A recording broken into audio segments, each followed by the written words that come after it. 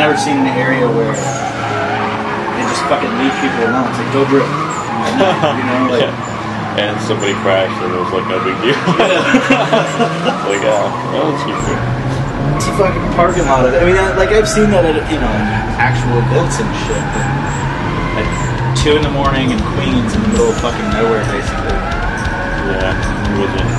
Well, I talked to him later on and he said, because they were all friends with the guy in Genesis that crashed, and they were like, oh yeah, we're just gonna call it a night because kind of disrespectful and keep drifting and this kind of thing.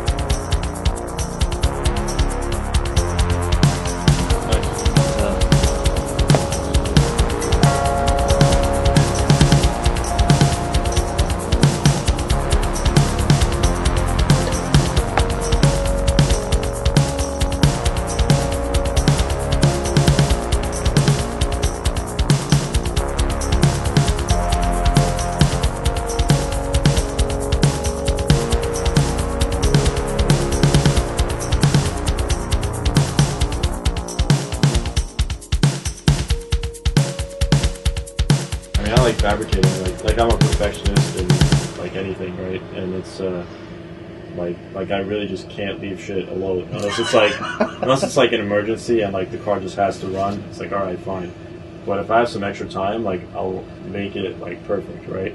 And fabricating is like that kind of thing that you can never really achieve perfection. So it's always kind of driving you to like be better, do it better. And even now, like I just started fabricating out of a need to like build my own car, right? Because I wanted to drift. I didn't know anything about welding or metal or whatever. And I was like, damn, I can't afford a roll cage. I can't afford somebody to build a whole car. It's gonna cost like $50,000. So yeah, I got a welder and a tube bender, and I watched all these online videos, and I was like, let me try this.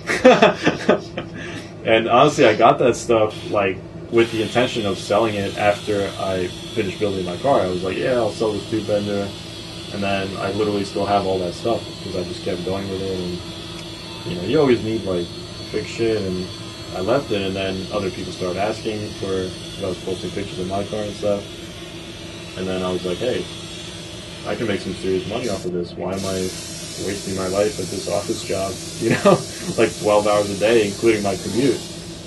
Literally leave at 7 a.m., go sit in front of a computer, doing something that literally I have no interest in doing at all. What was it? What were you doing? I was programming. I was doing computer programming. But yeah, really, I just wanted to like stop wasting my life. I mean, some people don't look at it as bad, but I was just dying sitting at my desk every day.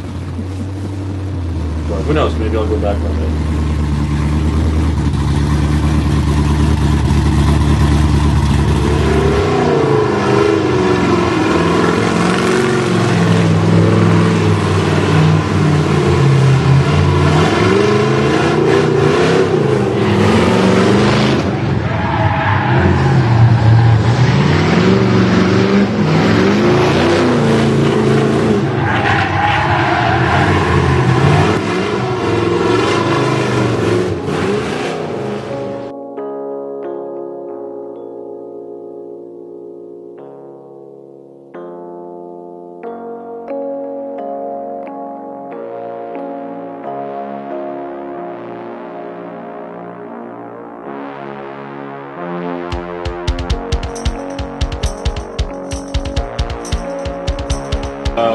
Not sure if it would be advantageous to put that in.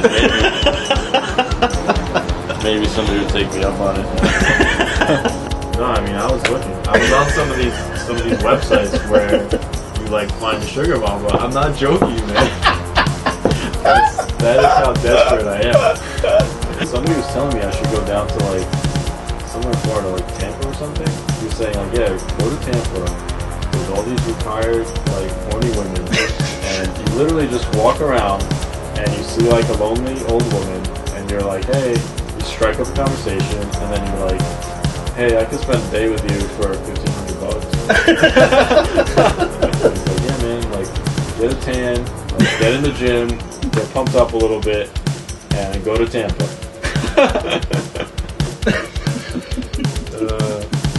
Yeah, apparently he was telling me there are guys that do this, like this is all they do. He said he knew somebody that this is all he did. Like, he would just go to Florida for a few months, make money, and then the rest of the year... I can't take this serious. I mean, this is the kind of conversation you have with desperate people, right? It's like, most people would be like, haha, I would never do that. But I'm like, tell me more. Right? Seriously, do you know the cost of fuel?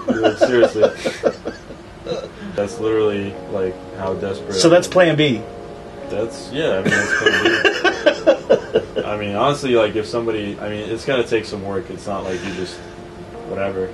You just show up and there's a cougar, right? But he's going to give you all this money. They're not in line somewhere with velvet rope that you just kind of walk and strut for? You have to find them and then, like, actually work to get money from them. So this off-season, you're heading to Florida. Yeah. But, I mean, there's no such thing as easy money, right?